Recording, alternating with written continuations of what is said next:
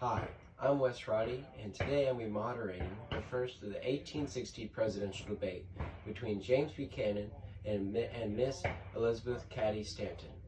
This debate is sponsored by Cheez-Its and Miss Bard's Grab and Go Donuts.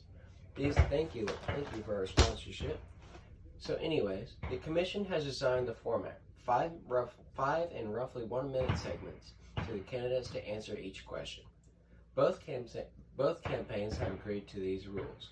I can assure you none of these questions have been shared with the commission or the two candidates. The audience here in the hall has pledged to remain silent, no cheers, no boos, or any other interruptions, so we, and more importantly you, can focus on what the candidates have to say. No noise except right now, as we welcome the first nominee, Elizabeth Cady Stanton.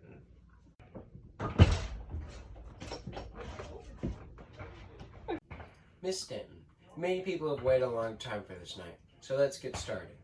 We know you're a major supporter of women's rights, and so our discussion will lean in the direction of tonight's debate.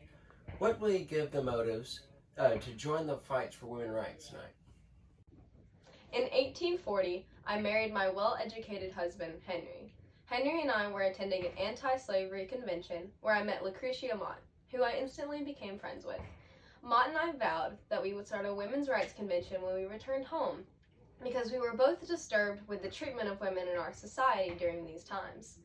We held the Seneca Falls Convention, as we so vowed to do, and I helped co-write the Declaration of Sentiments during this time also.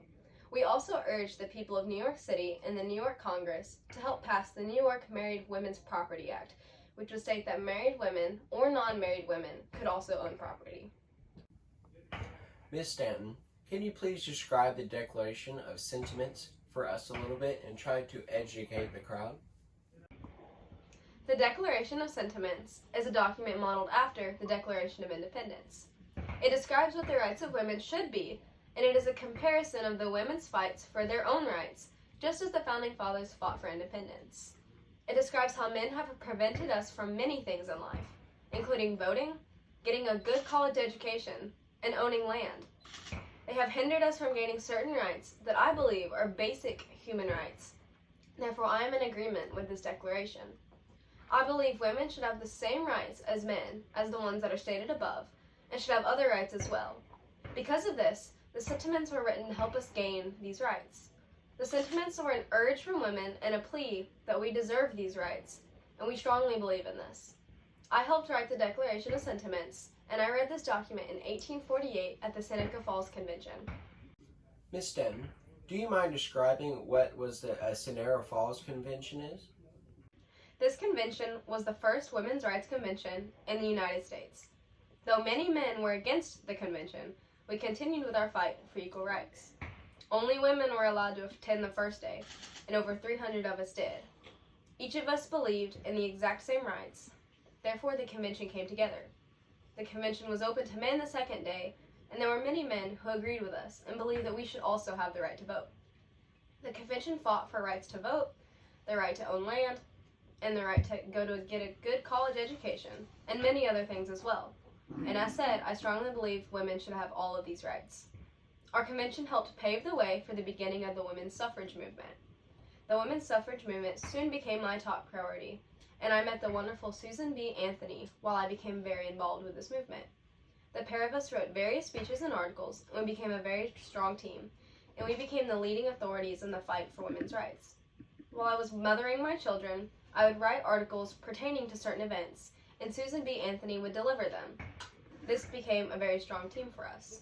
Mothering my children was my number one priority during this time, so Susan began to take over the women's suffrage movement. Ms. Stanton, what is your view on how the future will look like where men and women are equal and live in the same social atmosphere? To me, a future where men and women can live together with same equal rights looks like gender roles being reversed from the norm.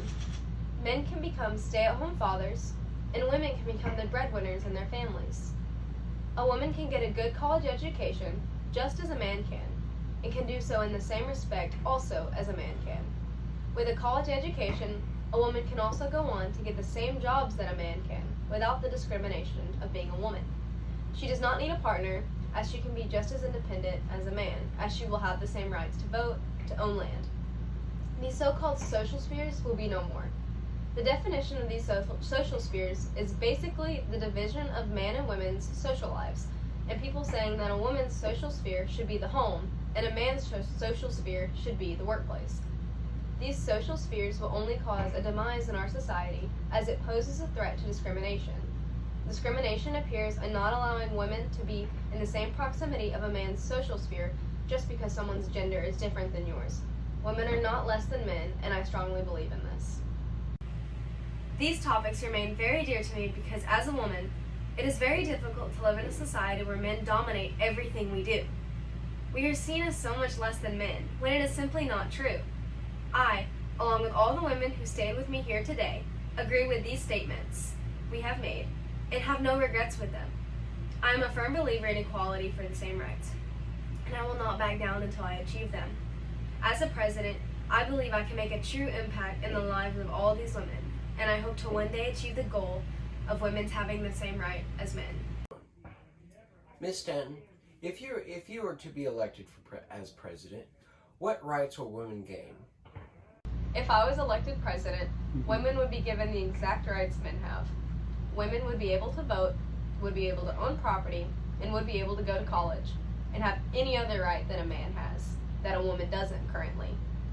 I believe it is utterly unfair that men possess higher status than women, even though women tend to make the better calls. I would make it my number one priority to assure women gain the rights that they deserve, and men and women would share these rights. My name is Elizabeth Caddy Stanton, and I approve this message. Ms. Stanton, thank you for your opinions and your input on America, and I would thank you, and I hope you have a great night. All right, folks, soon Mr. Buchanan will come out here shortly.